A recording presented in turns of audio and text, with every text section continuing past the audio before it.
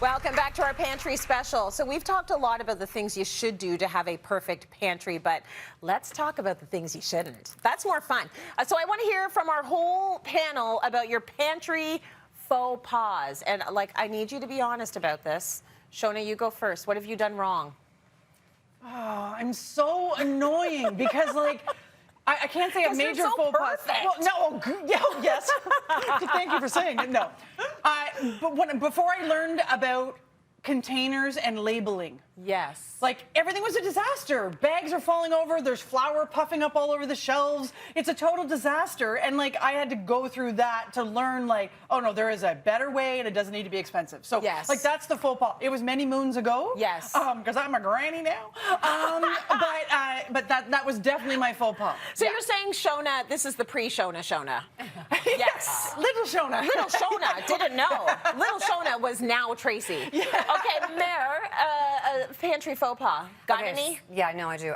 When I was a starving actor, and yes, I lived in a garret. Okay. And so this little tiny kitchen, so I didn't have a lot of pantry stuff. Yeah. And I was really broke, too. So yeah, I decided to buy myself some really good honey. And I poured it in and da-da-da-da, put it away. And then a couple of days later, there was ants. And I went, where are these ants coming from?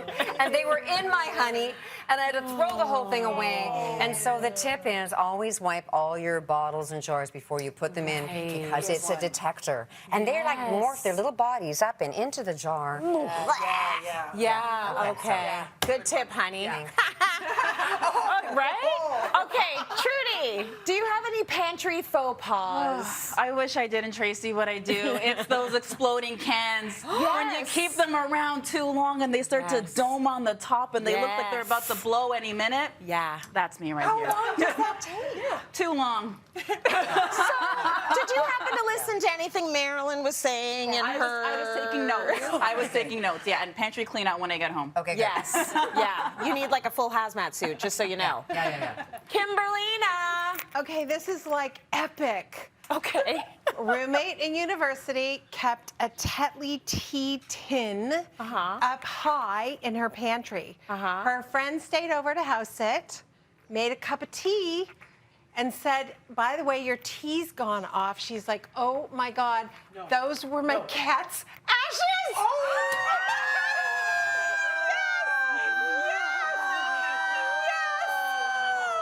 Ginger! Vomit! So never, ever make tea out of anything in a Tetley tin that you're not fully aware of. Back up a second. Okay. Action. So this was a loose leaf tea. I don't know, but the dude actually drank ginger. Oh my God. Ginger was the cat's name, FYI. We didn't really talk about things that you shouldn't leave out of your pantry, like ashes. Probably not a good idea. Not a good idea. My mom and dad are on this book. Oh, clearly. Thank you for error there. Okay, so I barely and rarely make mistakes when it comes to food storage. That's so not true. I've basically mentioned all of my mistakes throughout this show. So my cleaning supplies are on one side of the pantry. And actually, Shoana, you were the one that helped me design this pantry. It's not your fault that I live like a wild woman. But she's the one that said, why don't you get the beautiful IKEA glazed doors and put them over this section, this huge section in your back room, in your back vestibule, and make it look gorgeous. We'd followed everything. But what we didn't follow were any of her rules. So the cleaning stuff is on one side, and then the food is over here, and apparently I'm going to be going to an early grave. I have potatoes and onions side by each, which you said... No. Wrong. Wrong. Because accelerate. they feed each other and then they die all together. Yes. And I also have them in a place where I can never see them. So then they turn into a weird new organic structure that I have to put on a hazmat suit and clean. They say hi. Yeah. So I've made a few mistakes. You're not alone at home if you're like me. Let's go to break. We've got more coming up. Please learn from my mistakes.